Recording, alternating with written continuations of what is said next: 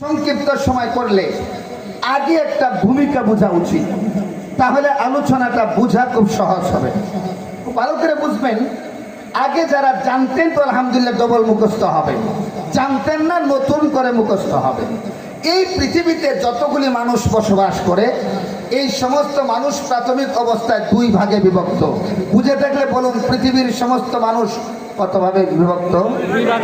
কেউ তার আল্লাহকে বিশ্বাস করে না, আল্লাহকে মানে না, আল্লাহকে সৃষ্টিকর্তা হিসাবে বিশ্বাস করে না। এক পর্যায়ে বলে দেয়ার ইজ নো গড, বলে কি বলে না? আল্লাহ বলতে কেউ নাই।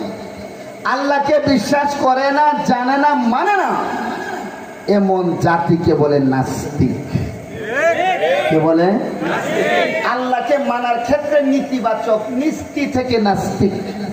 আল্লাহকে সে বিশ্বাস করে না।